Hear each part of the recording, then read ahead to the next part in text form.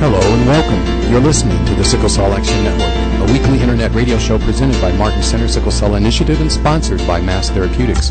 We're coming to you live from Indianapolis, Indiana, and we're here to serve you by providing up-to-date information and opinion on all matters pertaining to sickle cell disease. My name is Gary A. Gibson, and I am your host for the next 2 hours. Let me start by saying that I don't have sickle cell disease, nor do I carry the sickle cell trait. In spite of that, I am no stranger to sickle cell. Quite the contrary. You see, even though I don't have sickle cell, it has had a very huge impact on my life. That's true because its complications took my wife from me after 12 years of marriage. It also caused her to have a miscarriage that resulted in the loss of our twin babies that she was carrying while in a sickle cell crisis. So all told, sickle cell has taken 3 lives from me, and I feel the pain of those losses every single day.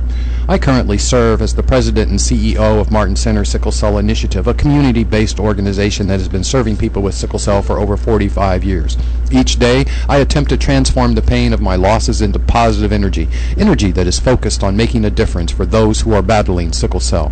From being involved with sickle cell for over 40 years, I'm able to say that much progress has been made, but there is still so much work to do. This show is an opportunity to contribute to the ever-expanding dialogue about sickle cell that is taking place all around the world. Our show is about raising awareness, but it is also about so much more. I like to say that sickle cell awareness is important, but we need more than awareness. Those living with sickle cell are already aware. That makes me ask, so what are we doing for them? My answer is, not enough. That's why we've named this show the Sickle Cell Action Network, because awareness without action has very little impact. We want this show to be a source of information and a call to action to help those who must live with sickle cell in their midst. We have designed the show to provide information that is beneficial to patients, caregivers, family members, and friends alike. Most importantly, we want people with sickle cell to know and understand that they are not alone. The Sickle Cell Action Network show features live guests who are healthcare providers, patients, advocates, and others who are engaged in the fight to eradicate sickle cell and ease its burden on those it affects. Today, we are honored to have a special guest who will speak with us about fighting sickle cell on 2 continents. Joining me today in studio is Chris Roberson, Director of Compliance for the Indiana Health and Thrombosis Center. Indiana Hemophilia and Thrombosis Center. We're very happy to have Chris with us here today. Before we get to today's topic, however, I want to share some of our upcoming topics with you so that you'll know what we're going to be doing. In future weeks, we will cover such topics as sickle cell narcotics dilemma, traveling with sickle cell, aging gracefully with sickle cell, and many, many others. So as you can see, we are serious about sharing valuable information, and we hope that you will join us every week, same time, same station. If you've missed some of our previous editions or wish that you could listen to them again, don't worry. Just go to the Martin Center Sickle Cell Initiative YouTube page and you will find them there. Now let's get on with our show, and we'll start with this week's edition of Sickle Cell News Update. We have several interesting articles to share with you today. The first that we were going to share is coming to us from Nigeria, actually from Lagos, coming from the Vanguard. The title of the article is Education Key to Prevention of Sickle Cell Disorder. The article reads, the high number of persons with sickle cell disorder in the Ebute Metta area of Lagos is quite significant. However, efforts by the Federal Medical Center, Ebute Metta, in minimizing the trend is yielding fruit. Disclosing this in a chat, Medical Director of the center, Dr. Yewande Janadu, said collective progress in the management of the disorder was necessary nationwide. Calling for greater awareness on the need for genotype screening and blood group testing, screening, and counseling, Janadu said advances in SCD management now makes patients with the disorder live beyond 60 years. In the past, SCD patients were dying early, mostly before the age of 5. But now, premature death is being addressed. We now have patients growing much older and able to have their own children, he said. Speaking recently during a community sensitization program and free genotype screening exercise organized by the hospital, Janadu regretted that despite progress in treatment, too many people remain ignorant about the causes of the disorder. He says SCD is inherited and everybody needs to know their genotype. It's a gene and it takes 2 people to produce it. A mother and father each give a gene to the child. If the mother is AS and the father is AS, what it means is that a child can take one S gene from from the mother and the father to be SS, or A from the mother and S from the father to be AS. That is why we encourage AS or SS to look for AA, because even if the child has one S gene, the other partner will be given the A gene. She hinted that the FMC has packages to alleviate the plight of people with the disorder. Here, within 72 hours of birth, we give the parents the result of their child's genotype. We also babysit a child for young parents whose children have SCD. With government support and donations from stakeholders, we are able to provide 50% discount at any point in time, while 10% discount is given for surgical operations. Janadu, however, calls on government to conduct nationwide genotype screening in all primary schools. Sensitizing young children about the importance of blood group testing will help reduce the incidence and burden of sickle cell disease. There is a need to encourage prompt report to facilitate quick treatment. It's cheaper, easier, and less damaging if health care is given at the appropriate time, he said. So they're working on it in Lagos, Nigeria, the area of the world that has the highest incidence of sickle cell disease. Our next article highlights the fact that Biogen will partner with the Centers for Disease Control Foundation to fight sickle cell disease. And the article reads, the estimated cost of care for people with sickle cell disease is approximately $1.1 billion annually in the United States. The Centers for Disease Control Foundation announced a new partnership in 2015 with the U.S. Centers for Disease Control and Prevention's Division of Blood Disorders within the National Center on Birth Defects and Developmental Disabilities and other partners to support the development and operation of a longitudinal data collection system for Americans with sickle cell disease. Biogen is joining this partnership to help address this health problem. Data from the system will provide states, healthcare provider networks, and pharmaceutical and insurance companies with the information needed to establish cost-effective practices to help improve and potentially extend the lives of people with sickle cell disease. Understanding the clinical history of individuals living with sickle cell disease continues to be of great importance, said Colleen Boyle, Ph.D., Director of CDC's National Center on Birth Defects and Developmental Disabilities. The recent partnership fostered between Biogen and the CDC Foundation will further enable critical support for the collection and study of information leading to advances in sickle cell disease treatment. Other organizations participating in the partnership include the California Rare Disease Surveillance Program and Pfizer Inc. Although this initial stage of the project will be developed in California, the system will have the capacity to include information on every individual diagnosed with sickle cell disease in the United States. Data will come from a combination of sources including newborn screening, administrative data sets, for example, hospital discharge, emergency department, and state Medicaid data, medical charts, and may include personal interviews. The information gathered through the system will allow for a better understanding of medical and educational interventions for sickle cell disease, as well as improve patient outcomes over time. The goals of the program are to ensure better care for individuals with sickle cell disease and better data for healthcare providers. And we're all for that. That is a partnership between Biogen and the Centers for Disease Control Foundation to fight sickle cell disease. And our last article today, our feel-good story, actually comes to us from the Miami area, and the title is Cape Coral Teen Goes on Wynwood Photo Shoot Thanks to Make-A-Wish.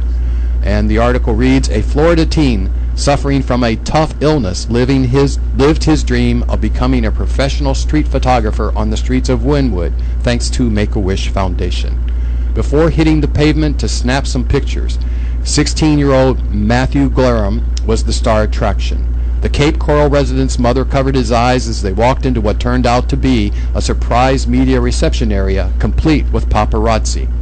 Matthew, who is living with sickle cell disease, is an amateur photographer. He got the opportunity to pursue his passion for street photography in a spot loaded with street art and popping with color, Miami's Wynwood neighborhood.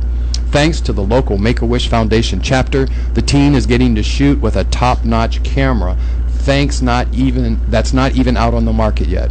The Sony AR7 Mark II, and it has an insane amount of megapixels, said Matthew.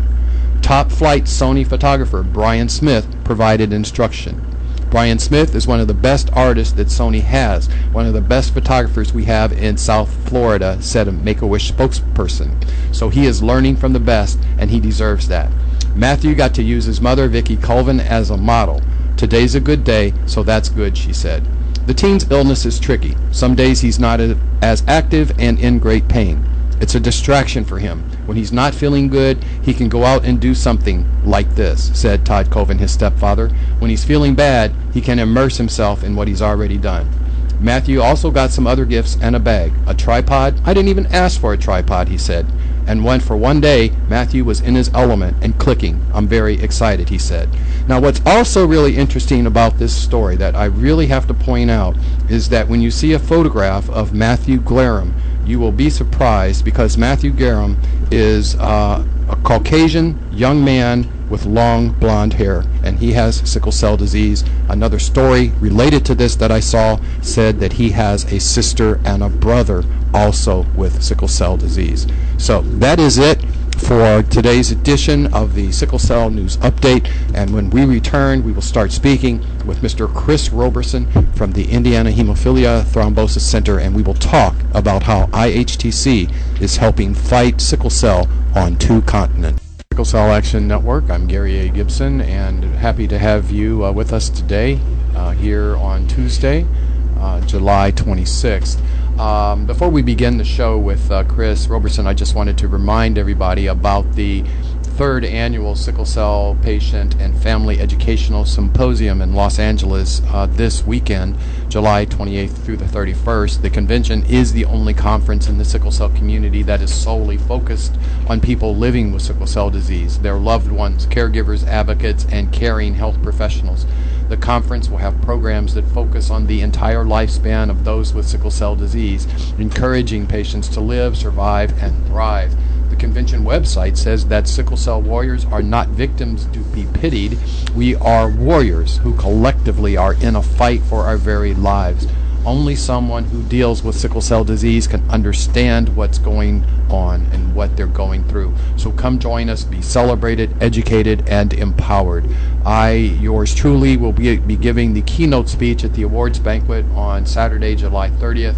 I'm really excited about it, and I'm really looking forward to seeing everyone there. If you want to learn more about the 3rd Annual Sickle Cell Patient and Family Educational Symposium, just go to www.sicklecellconvention.com. That couldn't be any easier. Well, I'm happy to have a very good friend in the sickle cell fight with us today, and his name is Chris Roberson. And Chris, welcome to the Sickle Cell Action Network. Thanks, Gary. It's a pleasure to be on the show. Glad to have you with us. I always ask everybody that's on the show to tell us a little bit about themselves, so I'm going to do the same with you. Tell us a little bit about yourself, if you would. Where were you born? Where did you get your education? And what's your title, and what are your primary responsibilities? Sure. So I was born in Buffalo, New York. I was born and raised there. Went to college at Penn State University. Ah, okay. So I graduated from undergrad in 2001. Okay. Came out to Indiana a few years later to pursue graduate school. So I went to graduate school at Indiana University, beginning in 2004 and finished in 2010. Okay. So I am currently the Director of Compliance, Community Programs, and Research at the Indiana Hemophilia and Thrombosis Center. So I wear multiple hats as you and some of your staff do as well. Yeah. So I serve as in-house legal counsel. I oversee our community programs, one of which we'll talk at length about today. That includes our partnership with a hospital in Western Kenya to fight, among other things, sickle cell disease. And then earlier this year, I assumed administrative oversight responsibilities for our research department at IHTC. So that is a new title. That is a new title. In addition to your title. Yes, it is. My gosh. Yeah. I don't know. Can they function without you? You got all of those hats. I'm sure they can. All of those hats. So how long have you been at IHTC, and what did you do before you started working there? I've been at IHTC for 12 years. 12 years this spring. And as you know, I've worn multiple hats over the years. So when I started in 2004, I was the data manager. I was helping transform IHTC's medical records from paper to an electronic database. Okay. I did that for a year, and then I moved into our pharmacy. So we have an in-house specialty pharmacy, and I was the pharmacy operations director for the next 5 years. And then, as I mentioned, when I finished graduate school in 2010, I moved into my current role. Okay, well, obviously you've done a lot of good work for IHTC, and it looks like they have rewarded you with additional responsibilities, and that usually doesn't happen if you're not doing a good job with the responsibilities that they've already given you. So good job, Chris. Thanks. So did the work that you did before you got to IHTC prepare you in any way for the kind of work you're doing now? It did, yeah. So I should back up a little and kind of speak to what I did before coming to IHTC. In many ways, IHTC has been my first real job, my first real career. So I graduated in 2001, and for a year after graduating, I was a volunteer in Haiti, and I was teaching some primary healthcare classes, volunteering time at an orphanage, and working with a local primary care physician in the area. So from there, I came back to the U.S. and had a short stint as a teacher on the Navajo Indian Reservation, and then in Indianapolis public schools. So those were kind of short, not fully professional career experiences, but nonetheless ones that I do think helped prepare me for the type of work that I do now, in the sense that those experiences required me to be adaptable, to be a quick learner, and those are skills that are essential to the type of work that I do now. Very, very impressive, Chris. Would you please give us an overview of the services that IHTC offers? Yes, IHTC, as you know, is a nonprofit hematology practice. We focus on non-cancerous blood disorders, so primarily bleeding and clotting disorders, and increasingly over the past several years, sickle cell disease, and then a host of other blood disorders that primary care physicians don't feel comfortable treating. But again, our primary focus is bleeding, clotting, and sickle cell disease. We hold ourselves out as being a medical home for patients with blood disorders. That means that we both provide comprehensive care to those patients, and then we also help coordinate their care with many of the other physicians and healthcare providers that they need access to. So internally, what that looks like is we have a multidisciplinary staff. So in addition to traditional healthcare providers like physicians, nurses, and physician assistants, we also have in-house social workers, physical therapists. We have a research department. We have a dietitian, a dental hygienist, among other comprehensive staff as well. Right. So you not only hold yourself out as a medical home, you have certification. We do, yeah. We were the first hemophilia treatment center to be designated as a medical home last year. I wanted to be sure that got out there, because that is a big accomplishment for the organization. Do you know how and when IHTC got into the business of treating sickle cell patients? Yeah, I think there's two ways to answer that. So in one respect, we've always treated patients with sickle cell disease. As a hematology practice, we do get referrals for all types of blood disorders, and that has included sickle cell. It historically wasn't necessarily an intentional focus of ours, but increasingly, as I mentioned, over the past several years, it really has been. And I would say that second kind of transformative moment was in 2009, when we were approached by the Indiana State Department of Health and asked to apply for funding to provide newborn screening follow-up services for sickle cell. And so that marked an increase in the number of patients that we began seeing, and in the years since then, our program has continued to grow and see more and more patients with sickle cell disease. And apparently you're doing a very, very good job of that. We share you have patients that are our clients, and we learn a lot from them about the great service that they receive at IHTC, and we'll talk about that, I think, a little bit more later. I'm sure a lot of our listeners today have heard the word hemophilia many times, possibly, but many of them may not realize that it is another type of blood disease, and they may not know much more about it. Would you please tell us what hemophilia is and how it manifests itself? Sure. Hemophilia is also a genetic blood disorder. It is a bleeding disorder, so it is characterized by a deficiency or complete absence of one of the proteins in the blood that's necessary to form a clot. So patients who suffer from hemophilia have bleeding episodes, most of which are internal, and they can be spontaneous or they can be initiated by some type of trauma or accident or surgery. And we know that the standard or average life expectancy of someone with sickle cell is 48 for men and 42 for women at the current time. What's the average life expectancy for somebody with hemophilia? It's almost equal to the life expectancy of somebody without hemophilia, which is in the low 70s. Okay. And then the other thing is that approximately how many people are affected by hemophilia? Hemophilia affects 1 in every 5,034 live male births. Okay. So nationwide, there are approximately 20,000 males with hemophilia. Okay, great. I believe that IHTC has assembled the best team of doctors for treating sickle cell in all of Indiana. So I really believe that. And in fact, from what I can tell, you have a world-class team of physicians taking care of sickle cell patients every day. Would you please tell us a little bit about the hematologists on your team that are currently treating the sickle cell patients? Sure, I'd be happy to. So we actually have 14 physicians now. We have 6 pediatric hematologists and 5 adult hematologists, and then a few hospitalists that care for our patients in the hospital. On the pediatric side, we have 2 who focus more on sickle cell, both in terms of their clinical and research interests. So Dr. Anjali Rampersad has been with our program the longest.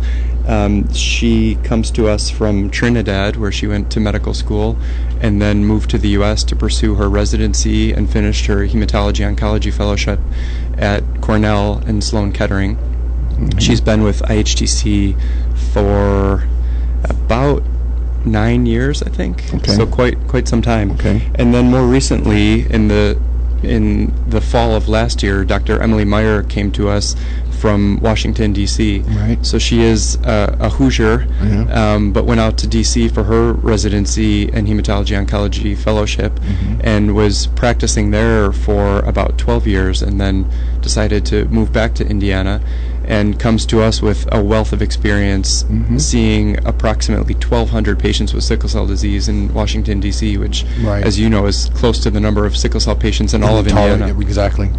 So that's our pediatric team. And we've had Dr. Meyer on the show, actually, a couple of times, and she's done an outstanding job because she's an outstanding doctor, apparently. She is. And we do want to get Dr. Rampersad in here also one day, so but go ahead. And then on the adult side, we also have 2 physicians who are more focused on sickle cell than some of the others, although they all do see patients with sickle cell.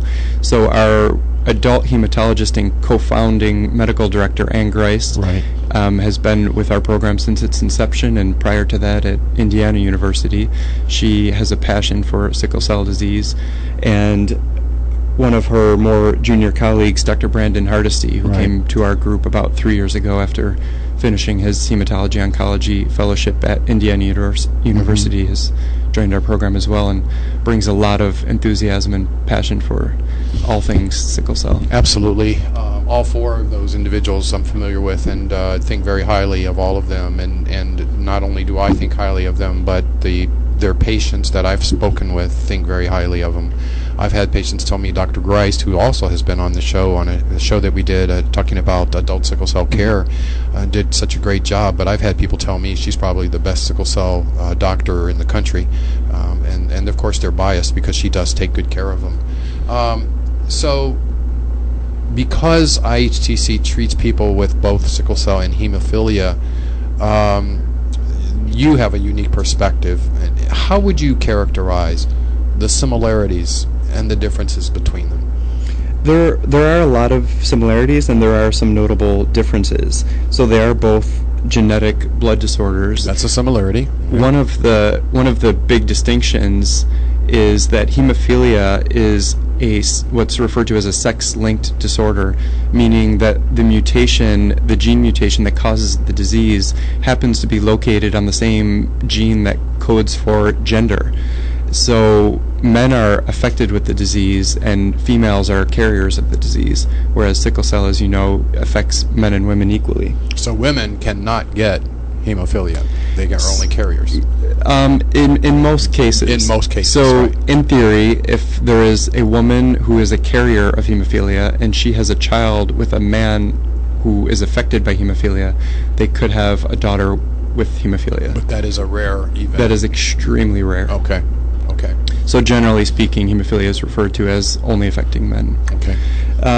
So some other similarities, they're both rare disorders, hemophilia being slightly more rare than sickle cell disease. So hemophilia affects, again, about 20,000 individuals throughout the U.S., whereas sickle cell is close to 5 times that.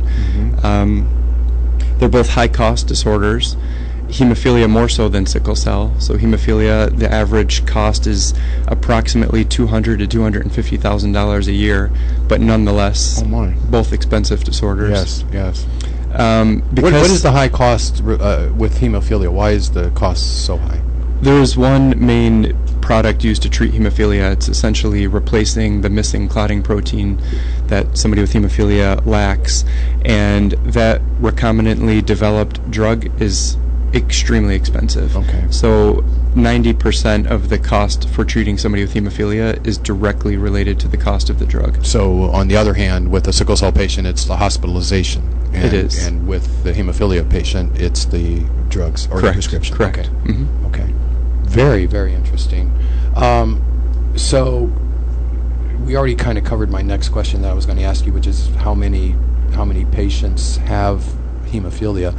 How many hemophilia patients do you serve at IHTC then? We have about 650, Okay. which is a little high for the population of Indiana, but we have a large Amish population in the northern part of the state, and there is an increased incidence of hemophilia in their community, but about 650, so about half of the expected number of sickle cell patients So in the you have state. about how many sickle cell patients are you treating? Between 200 and 300. Okay. So we do come in contact with a lot of patients with sickle cell through our newborn screening follow-up Right, program. right. We don't follow them or provide direct care to them if they live in the northern part of the state or choose to see another provider, but Okay. between 200 and 300.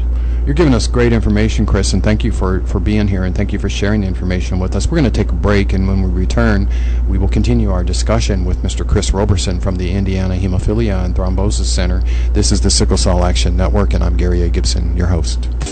Welcome back to the Sickle Cell Action Network. The Sickle Cell Action Network is brought to you by Mass Therapeutics, a publicly traded biopharmaceutical company headquartered in San Diego, California. Mass is currently leveraging the molecular adhesion and sealant technology platform derived from over 2 decades of clinical, non-clinical, and manufacturing experience with purified and non-purified polaxamers. MAST has developed a drug called MST-188 as a candidate for serious or life-threatening diseases with significant unmet needs. Among those needs is the treatment of sickle cell disease. MAST has enrolled sickle cell patients in a clinical trial known as EPIC. EPIC stands for Evaluation of Purified Polaxamer in Crisis. If successful, EPIC could result in the first treatment of its kind to treat sickle cell disease patients while they are in crisis. The EPIC study aims to determine whether MST-188 can shorten the duration of a painful crisis. MST-188 is an investigational drug that has not been approved for commercial sale in any jurisdiction for any use. MST-188 potentially improves oxygen delivery, and it may help keep blood vessels from becoming blocked and more obstructed. It may improve blood flow by stopping cells from grouping together. It also may reduce inflammation, and it may restore cell membranes and give damaged cells time to heal. EPIC participants continue to receive their normal pain treatments during crisis, and their participation has been free of charge to them. The patients involved in the EPIC study may not only be helping themselves, but they might also be helping future generations of those yet to be born. If you're interested in learning more about the EPIC study, please visit www.theepicstudy.com. Thank you to Mass Therapeutics for the sponsorship of the Sickle Cell Action Network Internet Radio Show. We're speaking with Mr. Chris Roberson. I always want to call him Chris, so I will, from the Indiana Hemophilia and Thrombosis Center, and he's shared a lot of really good information, sharing information about the distinctions between, say, hemophilia and sickle cell disease. But we have a lot more that we want to talk with him about. And one of those things that Chris has impressed me about IHTC is its dedication to those that it serves. I've also been impressed by the fact that IHTC serves people in Kenya too. So let's talk about that a little bit. And as you told me out before we started the show, this is a timely discussion because you're about to go there. So would you tell us a little bit about what IHTC is doing and fighting sickle cell in Kenya? I would be glad to, and I could talk about this all afternoon, so I'll welcome you to interrupt me if I get a little long-winded. No, let's go with telling the story. Let's go with it. So IHTC is, as you know, is one of the largest hemophilia treatment centers in the country, and we are looked to as a national and international leader. There is an international advocacy organization called the World Hemophilia Federation, and one of the main projects and programs that it has is to partner hemophilia treatment centers in the U.S. or North America or Europe with an existing or emerging hemophilia treatment center in a resource-constrained environment. And what does that mean, a resource-constrained environment? Also known as a third world country, Okay. a country that lacks public health infrastructure, that lacks adequate healthcare providers and resources to treat various disorders, including primary care. So we had been looking at partnering with a hemophilia treatment center in a resource-poor environment for a number of years, and then sort of stumbled into Kenya. And the way we did that was through our relationship with Indiana University. So it turns out that Indiana University has a long-standing program and partnership with a hospital and university in Western Kenya. They've been working there for 25 plus years, a program that originated in the early 90s as a medical exchange program, meaning that the leadership of the School of Medicine at IU wanted to bring medical students and residents to Kenya and to reciprocally bring Kenyan medical students and physicians to the U.S. to train. And the intention was that both parties would benefit from practicing and learning in each other's environments. Not long into that partnership, did Indiana University find itself amidst the HIV pandemic in sub-Saharan Africa, and their program quickly transformed to respond. So they went from a medical exchange program to a full-blown HIV treatment program. Okay. They received millions upon millions of dollars in funding from USAID, PEPFAR, and other international funding agencies, and ended up building within the local hospital a robust healthcare infrastructure that again was primarily aimed at HIV, but over the years transformed into a broader program that began including other specialties. All the while, they continued that medical exchange program. So, as you may know, IHTC also serves as a rotation for fellows who are doing their hematology oncology fellowship at IU. Mm-hmm. So IU recognizes us as a leader in benign hematology and has their fellows rotate through our clinic. So one of those fellows happened to have been a Kenyan physician who came to IU and did his residency in internal medicine and stayed to do his hematology oncology fellowship and intended to return to Kenya to practice oncology there. So when he rotated through our clinic, this was in about 2008, 2009, he asked if we would join this IU-Kenya partnership and help him, upon his return to Kenya, build a what we call benign hematology program that focuses on bleeding, clotting, and sickle cell disease. Okay. So, is there hemophilia in Kenya? There is. There's hemophilia all over the world. The incidence is the same in any country, any ethnicity. So there is hemophilia in Kenya. Okay. So really, it was kind of a combination of factors, including the doctor from Kenya, that really helped spur the involvement. Yes, it was exactly. So, do you see this as something that will continue into the future? Absolutely. Okay. Yeah, we've been partnering with Kenya now since 2010, so we're into our 6th year now. We've done a lot of work, but there's still a lot of work to be done. Now, you've been there how many times? About 11. 11. Yeah. Okay, 11 in about 5 years. So you've been going about two times a year, about right? Twice a year. Yeah. and you're going again Friday? Yeah, this Friday. Tell us about what's going to happen.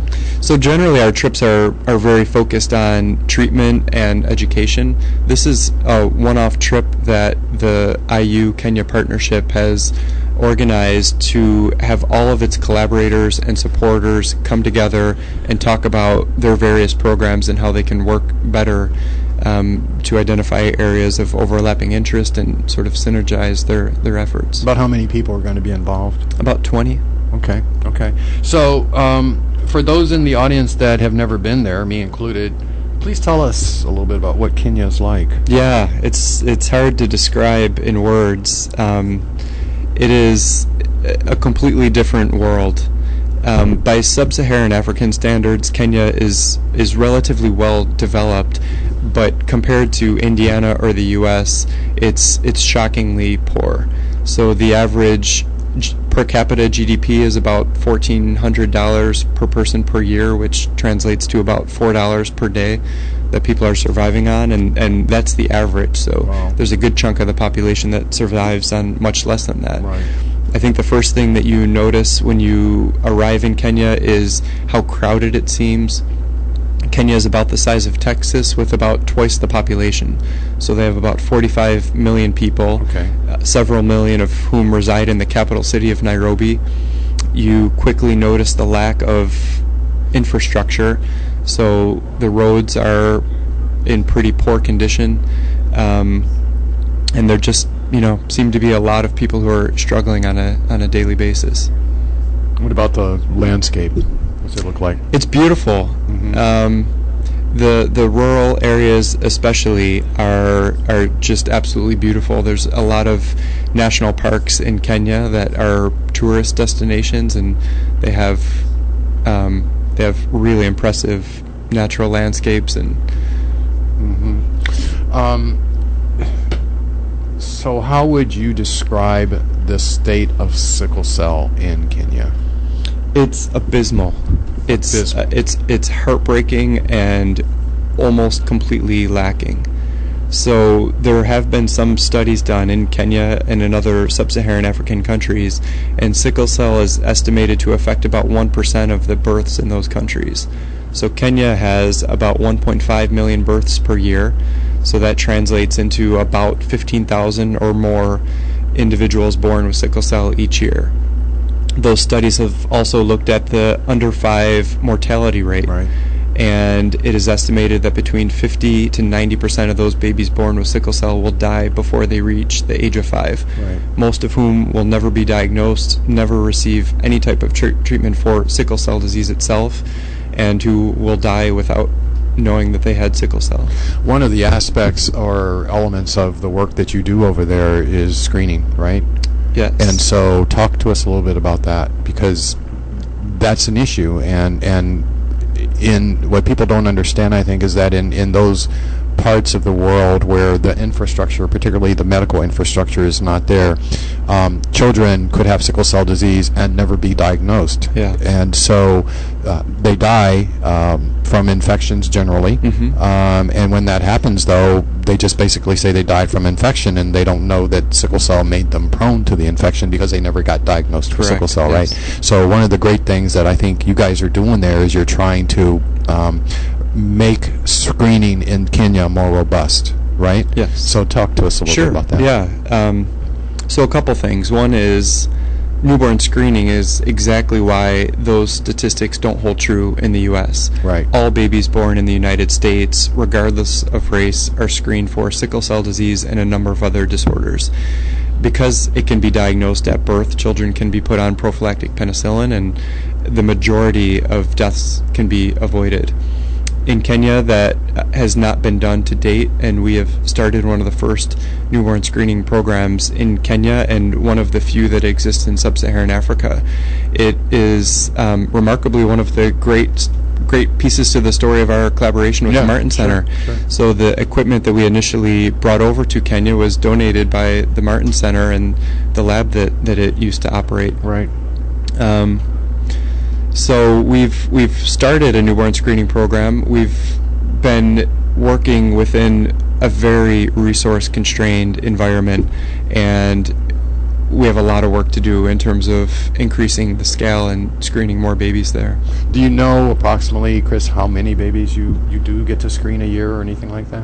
So thus far we've focused mainly on the maternity ward within the hospital that we work within, and it has about 10,000 babies that are born per year. Okay. And I would say we screen about 2/3 of them. Okay.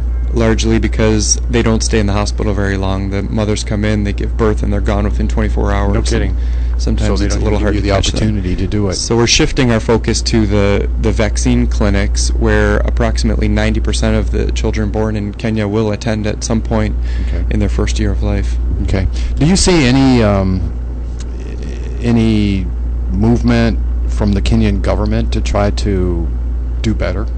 Not enough. Yeah, that's what I see. We've been working with some patient advocacy organizations and other healthcare providers trying to get the Ministry of Health's attention, but in an environment that is lacking across the healthcare spectrum, it's unfortunately hard to get their attention to focus on a particular disease, even one that affects such a high percentage of individuals. Right. So here in the United States, if we go by the statistics that are commonly referred to, with 100,000 people out of what do we got, 300 million or whatever we're at, it doesn't look like it's a large number of people with sickle cell, and that's one of the issues that we face as we try to fight sickle cell here in the United States. But when you go over to Kenya, it looks like perhaps the percentage of the population with sickle cell disease is higher than it would be here. It is. Yeah, and so you would sort of think that the government would be more responsive than our government has been. Right.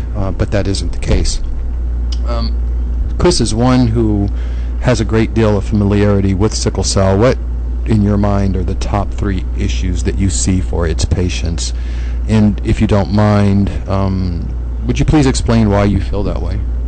I don't mind. I mean, I could maybe start with that sort of caveat in terms of describing how I feel about it. It gives me pause to speak on behalf of a community of individuals affected with the disease that I don't have. So I have worked closely with and for individuals with sickle cell, but I'd be remiss if I didn't acknowledge the fact that I cannot imagine what it's like to live with a chronic disease like sickle cell. What I've observed from working with the community for the past 7 or 8 years is, I think, facing the stigma and dealing with what you've described as the ultimate healthcare disparity is probably one of the biggest issues. I think beyond that there are inadequate treatments for sickle cell disease, especially given the fact that pain crises are so common, and there's really not effective enough medications to treat and prevent them. Right. And then lastly, I think somebody living with a chronic disease like sickle cell disease has to have an incredible amount of resilience, not only because of the manifestations of the disease and the effects that can have on their quality of life, but then to know that you have this uphill battle in terms of the needed advocacy to change the landscape of healthcare resources available for sickle cell. So to try to keep things in perspective here, what would you say are the top 3 issues that confront hemophilia patients? And again, I'm going to ask you to explain why you feel that way. Yeah, so I think there are some similarities, but when it comes to the priorities or the biggest issues, I think for hemophilia, the cost of care is probably one of them. Again, the cost of hemophilia is about $200,000 or $250,000 per year. Wow. So that becomes a huge issue. Even more so, I think, within the context of our changing healthcare landscape. Amidst healthcare reform, employers are becoming increasingly sensitive to high-cost patients. Healthcare systems are becoming more narrow in the sense that there are a limited number of providers that are able to treat patients with certain types of health insurance. What I think one issue that sickle cell and hemophilia have in common is dealing with healthcare providers who don't have adequate knowledge about the disease. So, is that true with hemophilia then too? It is, okay. Because it's such a rare disease. If somebody with hemophilia needs to go to the emergency room, like patients with sickle cell, they're often going to encounter people who don't know much about their disease. That can be an issue for patients with hemophilia because bleeding episodes can turn life-threatening very quickly without proper treatment. Now, correct me if I'm wrong, but hemophilia, the one difference is it's not pain.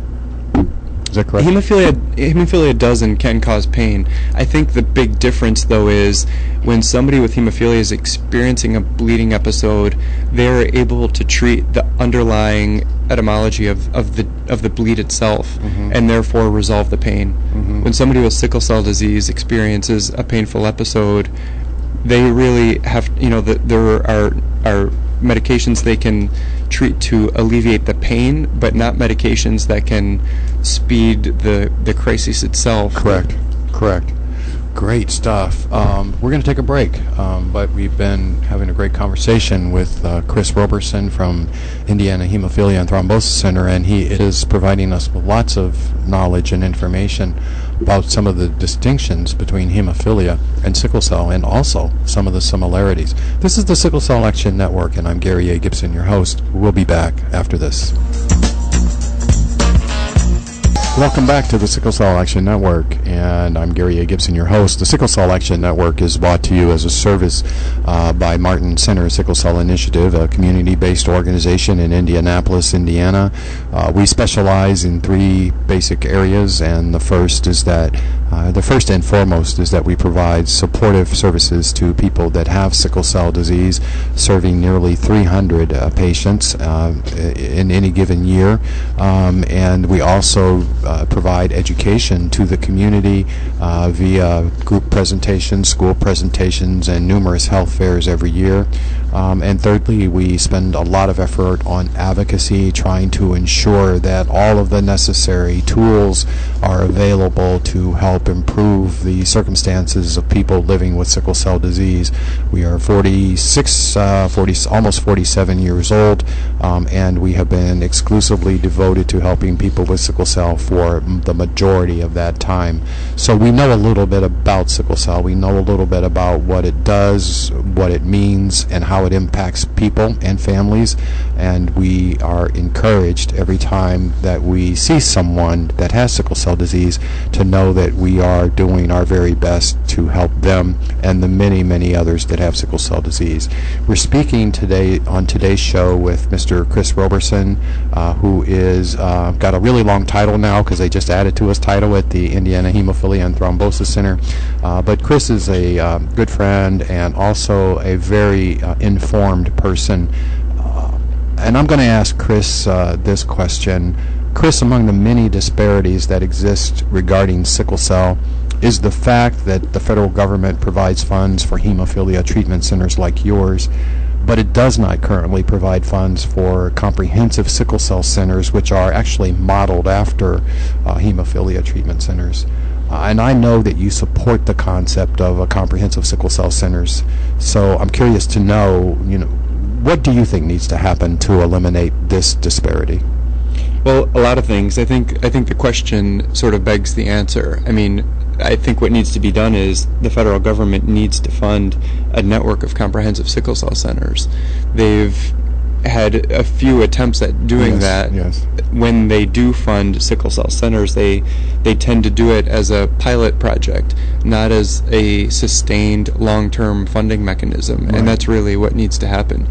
Right. Well, we can go on if you had something more you wanted to say, but it just occurs to me that back in 2003 there was money set aside to develop comprehensive sickle cell centers around the country, and it was honestly not a strong attempt, if I can be. I'm trying to find the most political correct ways to say this, even though some people say political correctness is overdone. I still believe in it, and I think that they set aside, $40 million to try to establish. No, they set aside $10 million to establish 40 comprehensive sickle cell centers, the numbers right there just show you that that's not going to work. Right. And so it never really got off the ground. It did help establish several sickle cell centers around the country, and then the funding ran out. And since that time, and we've talked about this on the show numerous times, since that time, Congress will not refund it. So you're absolutely right. What else did you think might be done? Well, I think they need to fund it in a sustainable way. So just by comparison, there are about 140 federally funded hemophilia treatment centers. When I say in a sustainable way, I mean I don't think comprehensive sickle cell centers can or should rely exclusively on direct federal funding Correct. for their existence. Kind of drawing again a comparison to hemophilia treatment centers, the amount of federal funding that we and other treatment centers get is relatively nominal. Yeah, it's not a lot. So the average federal funding to a hemophilia treatment center from a combination of HRSA and the CDC is about $35,000 per year. Mm-hmm. The way that becomes sustainable for hemophilia treatment centers, as you know, is that it provides access to another federal program that can generate significant revenue. So I could explain that in a little bit more detail, and it might be something in the future that's more applicable to sickle cell. 44B? The 340B program? 340B, yeah. So 340B is the subsection of the legislation that creates essentially what is a federally mandated drug purchasing program that confers a discount for what they refer to as covered entities. So covered entities are comprised of a network of categorical safety net providers, only one of which is hemophilia treatment centers. So there are about 25 other categorical safety net providers that have access to this program. Other covered entities include disproportionate share hospitals, HIV and AIDS clinics that treat patients with tuberculosis, STDs, and various other types of traditionally thought of as safety net providers. So within those 25 categorical groups of safety net providers, there are some 20,000 individual sites or clinics that have access to this program. And again, it confers a government-mandated discount when those entities are buying medications used to treat their patients. Okay. So when IHTC buys clotting factor concentrate to treat our hemophilia patients, we don't have to negotiate a discount with the pharmaceutical companies. The government tells them what they have to sell it to us for. Okay. And then in turn, when we dispense it to our patients and bill their insurance companies, there is built-in revenue that is intended to stretch the scarce federal resources. In our case, it's intended to stretch the $35,000 a year that we get from the federal government. So that is what helps make it work. That's what helps to make it the work. economic model work. And perhaps a similar model could be used for sickle cell. Yeah. Currently, there really aren't a lot of expensive therapies. Hydroxyurea is not an expensive drug. Xjade is as an iron chelating medication, but not one that's widely utilized by a large percentage of the population. Right. But perhaps another model that could work is conferring increased reimbursement from insurance companies, from Medicaid and others, when you're treating somebody with sickle cell. Right. So another similarity between hemophilia and sickle cell is they are complex disorders that don't lend themselves to being treated in 15 minutes in a doctor's office. So we might see a sickle cell patient for an hour and be reimbursed $25 or $30 from their insurance company. Mm-hmm. Not a sustainable model. But if somehow by being designated as a comprehensive sickle cell center you are eligible for increased reimbursement, it might make those services more sustainable. I really wish that we could find some Congress people to take that up. We've given praise to Congressman Danny Davis from Chicago because he continues to be the one that attempts to get Congress to reauthorize funding to support the Comprehensive Sickle Cell Center concept, and he has done that over the last, I think, 3 sessions in a row. And I've talked about this before, and I'll talk about it again because it's extremely frustrating. He submits and introduces legislation that then goes into committee and never comes out. It just sits there. But we need somebody within Congress pushing to try to help eradicate such disparities. And perhaps one of the things that they could do is what you just said, which is, I think, very enlightening. Maybe they should be trying to add sickle cell to the 340B program to start. And so hopefully that will happen one day. Let's change the subject a little bit, Chris. One of the very best collaborations that we have at Martin Center is the one that we have with IHTC, and we do sincerely thank you for that. We think that this collaboration is good for us because IHTC shares valuable resources that we're able to put to use in helping our clients, those that we serve. We think it's good for you because it helps you extend your reach beyond the clinical aspect of treating people with sickle cell. How would you characterize our collaboration? Very, very similar. I think it's a great collaboration and it's a great partnership. I think our organizations complement each other. Yeah. As you mentioned, we're pretty heads down focused on clinical care. We do offer comprehensive care, but that has limits, as does the regulatory environment within which we operate. So different governmental regulations prohibit us from providing some of the very needed services that the Martin Center is much better positioned to offer, whether that's financial or transportation assistance, or even being able to mobilize the community and get patients together to support each other. Okay. And we also collaborate on advocacy for sickle cell. And you were right there with me when we were pushing the Indiana legislature for some additional funds and support for sickle cell. And fortunately, our joint efforts were relatively productive, but I think that we would both agree that we have much more work to do. Would you please share your ideas on maybe what we should be doing next? Sure. I'll heed your advice, though, and try to be politically correct. And we are, in full disclosure, a grant recipient of the State Department of Health. Yes, and we are too. And both of our organizations, I'm sure, are extremely thankful for the Very support much so. that we do get. But at the same time, I think we'd both be remiss if we didn't candidly state that we need more support. So there are some opportunities for improvement when it comes to funding from the State Department of Health, and there are issues that we've publicly discussed with them. So the one example is that the newborn screening program in Indiana is funded by fees that are assessed on any family that has a child and gives birth in a hospital and has the newborn screening test completed. Those funds are legislatively required to fund newborn screening follow-up programs for the diseases that are screened for, sickle cell disease being one of them. Right. Sickle cell disease, unlike some of the other diseases, does have separate legislation that created the sickle cell anemia grant funding program. Right. That funding is not intended to be used for newborn screening follow-up services, but rather for funding other initiatives, programs, Treatment, education. prevention, and care is what it's supposed to do. Right, which was directly related to the bill that Right. you advocated for.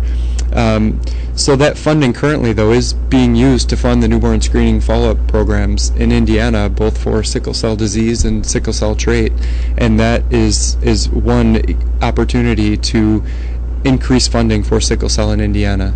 So what I think needs to happen, and I'll just sort of speak personally, not necessarily as a representative of IHTC, but what I personally think needs to happen is that the newborn screening funds need to be used as they were intended to be used, and the funding from the Chronic Disease Fund or the Sickle Cell Grant Fund need to be reallocated to fund agencies like yours and other types of programs that the community needs. And I agree with that 100%, and we will be calling on members of the legislature in a couple months, and we know that you'll be there with us. One of the projects that IHTC is working on in collaboration with the Indiana State Department of Health is a surveillance project, and there's actually a number of those going on right now, but would you please tell us about that particular effort and what is the goal and how is it going so far? Sure. A good place to start is probably the history of how that funding became available from the State Department of Health. And this does go back to the bill that you were referring to that we advocated for alongside with you. Right. So that bill was seeking to reallocate the funding, essentially. The bill didn't have any language about funding newborn screening follow-up, but nonetheless, we I think because of our joint efforts, and frankly because of the community that showed up to also advocate on behalf of that bill, did cause the State Department of Health to release an RFP, a request for proposals, for they referred to it as a broad scope grant, meaning you could apply for Almost anything. Yeah. So our project was to create a sickle cell surveillance project in the state of Indiana. It was a program that was modeled on a similar surveillance project that was initiated by the Centers for Disease Control and Prevention, the RUSH project, that funded a limited number of states, but sought to identify every patient living with sickle cell disease in those particular states and to capture some basic health data about the patients in order to identify opportunities or needs, etc. So that's what we proposed, and that's what the State Department of Health thankfully agreed to fund. And we are about 6 months into that project, a little over 6 months into that project, and are contracting with a customized software company called Inverse Square. They're creating a de-identified registry that we, in collaboration with the State Department of Health, will populate with information on patients living with sickle cell in Indiana. So we're gathering data from the State Department of Health, so they have records on every patient born in Indiana with sickle cell disease since 1985. That would be a huge source of information. Right. And then we're gathering information from Medicaid, from other insurance agencies, from the IU informatics department known as Regenstrief, and then we'll be contacting hospitals and healthcare providers that we believe see patients with sickle cell disease to try to identify everyone in Indiana with the disorder. So, in your opinion, is it going well? It is. It's at a early stage, so we don't yet have data to indicate how many patients live in the state, but a lot of the early steps in laying the infrastructure for the project are going well. I think one of the reasons this is important is that as what happened with the RUSH project that was done a couple years ago, in each of the, I think, 7 states that the project took place in, they were able to determine that the number of people affected by sickle cell was higher than the estimates that had been given to the number of people with sickle cell in that state by those individual states' health departments. And so that's one of the reasons why an effort like this is so important, and that's why we support your work in that area as well, because getting accurate data is important. We've been living off of statistics that are estimates, and that is pretty much true around the country. And it's a little frustrating, Chris, sometimes when you see whether it's CDC or whoever it is that says, well, there's 100,000 people with sickle cell. Nobody knows that. Right. It's an estimate, and the problem with using an estimate is that it's not accurate. And what if the number's 200,000? What if the number's 250,000? That gives it a whole different picture in terms of a public health matter. And so, if I'm not mistaken, you could correct me if you know differently, but sickle cell is known as an orphan disease because it affects fewer than 200,000 people. Well, if it's 250,000 people, it's no longer an orphan disease, and then all of a sudden it's got a whole different characteristic to it. So those efforts are very important, and we commend you for doing that. The other thing I'd like to say, kind of in reaction to that, is it is a little difficult for both you and I to sound critical, so you did a really good job of being politically correct. But we do have one of the more progressive sickle cell programs in the country. We do have more sickle cell legislation than most states in the country. So we have to say, on the one hand, that yes, we're very, very grateful that we have what we have. The problem is it's just not enough. And so that's what you're saying, and I agree with you, and I look forward to going forward with you to see what else we can do to do enough. And I think you would agree that we do have some great partners. Our relatively new health commissioner, Dr. Jerome Adams, is wonderful. And I've heard him speak at a number of the events that the Martin Center has hosted, and we couldn't ask for a better partner there. No, he's been wonderful, and we certainly hope he stays after the elections, and we have our fingers crossed that he does. So we're going to take a break, and when we come back, we'll start concluding our discussion with Mr. Chris Roberson. Welcome back to the Sickle Cell Action Network. I'm Gary A. Gibson, your host, and we're speaking with Mr. Chris Roberson from the Indiana Hemophilia and Thrombosis Center, and having a great conversation. And we're going to start wrapping it up slowly here, Chris. And thanks for giving us all of your time today. We do appreciate it. One of the projects that you're working on, another effort that you're working on, is the Sickle Cell Treatment and Outcomes Research in the Midwest project, and that's commonly referred to as STORM. Would you please tell us about that project? What are its goals, and what role does IHTC play, and how's it going? So I'm asking you a lot of questions right there. Yeah. So the STORM project is what we were describing before in terms of the beginning of a network of comprehensive sickle cell centers. It does not require any specific requisite level of services, but rather it is a grant that was provided to Cincinnati Children's Hospital in Ohio, and they were able to select a state lead in each of the states in the Midwestern region, and they chose IHTC as an emerging sickle cell center that does truly aspire to become a comprehensive sickle cell center of excellence. But the project is intending to create a network that potentially could be sustained in the future. The objectives of the project are to increase the number of treatment providers for sickle cell disease, and to provide education to those healthcare providers about the standard of care for treating somebody with sickle cell disease, and then also to increase the number of sickle cell patients who are utilizing hydroxyurea. That's critical because that is a project that's funded by HRSA, the Health Resources Services Administration, which is also funding the project we're working on.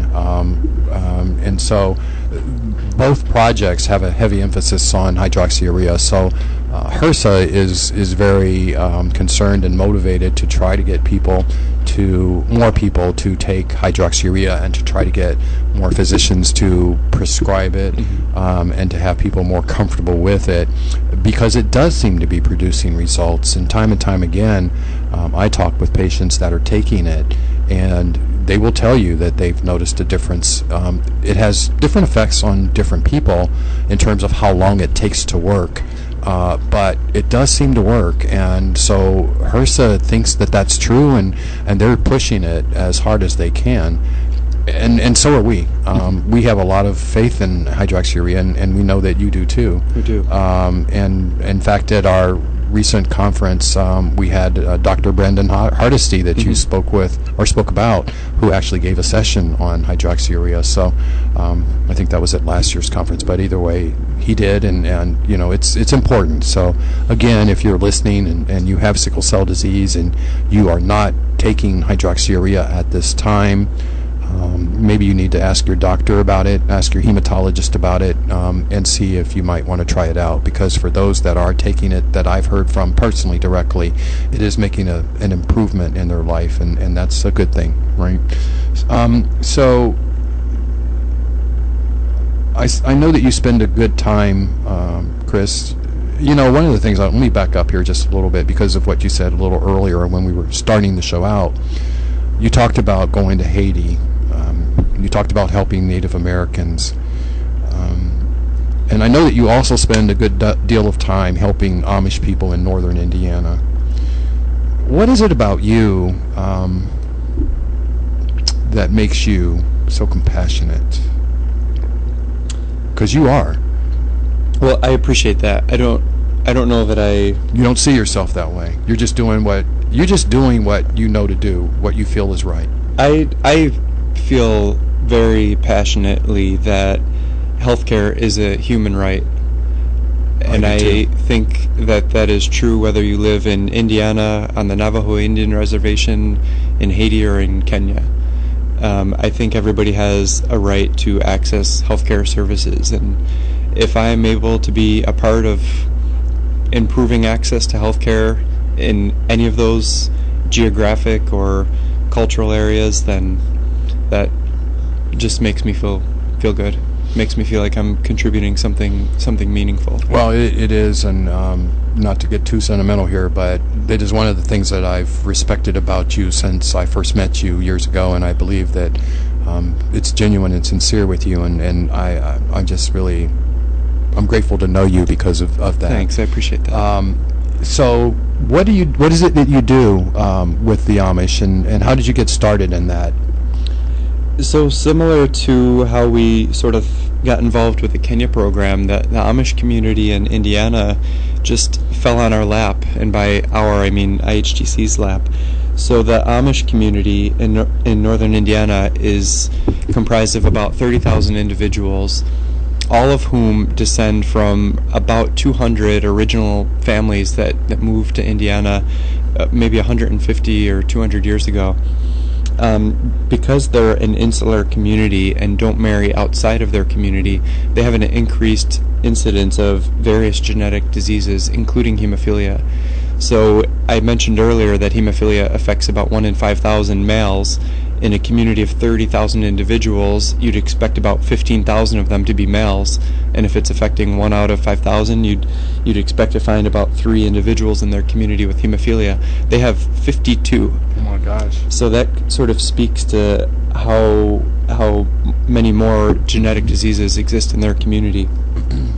So our relationship with the Amish community historically was focused on treating the individuals within their community who have bleeding disorders. But while doing that, we developed a close relationship with the community and became aware of barriers that existed in their community that affected anybody with a genetic disease, not just a blood disorder. So they are religiously and conscientiously opposed to health insurance. They avoid many types of modern technology and modern advancements. So they don't operate motorized vehicles, so transportation is a barrier. And there are numerous other examples of barriers that they face. But again, because of our close relationship with them, they asked if we would help them build a genetics clinic, leveraging our expertise in just healthcare in general. Mm-hmm. So we did that. I was part of the initial board of directors in 2008 that incorporated a genetics clinic, and the community health clinic now exists to treat other individuals with genetic diseases in their community. What are some of the other genetic diseases that they're faced with? So they are complex, and they're as complex medically as they are to pronounce. Okay. So it's many of the disorders that are screened for on the newborn screening panel. So disorders like congenital adrenal hypoplasia, PKU, various types of metabolic disorders that affect the body's ability to process food and digest proteins. Okay. And you say that they do not believe in health care insurance? They do not, correct. Wow. They believe that they should share each other's medical expenses and help pay each other's bills. Wow. Actually, there's nothing wrong with that. There's not. In a way, there's nothing wrong with it. Yeah, as long as you're able to do it, as long as you can really pull together as a community and do it.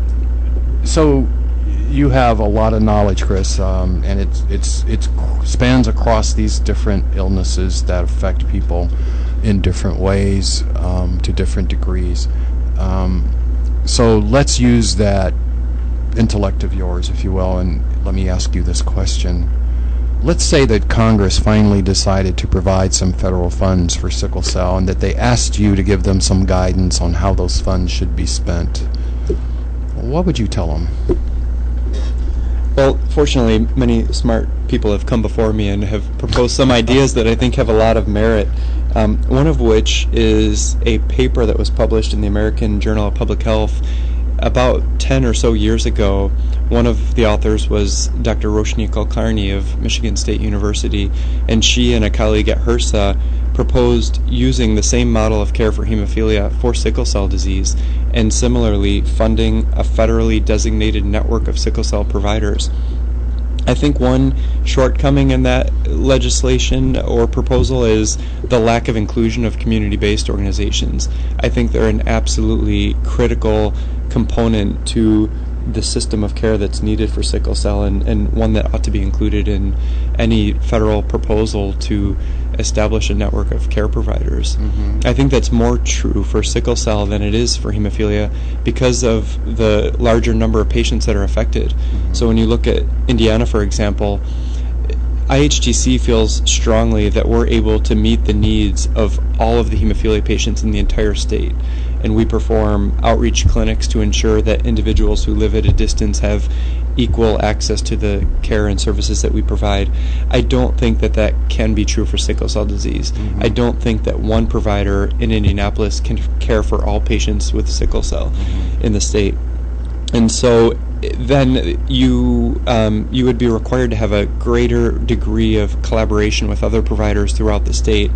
And I think you also need the ability to mobilize the patient base more so than we need to do with hemophilia.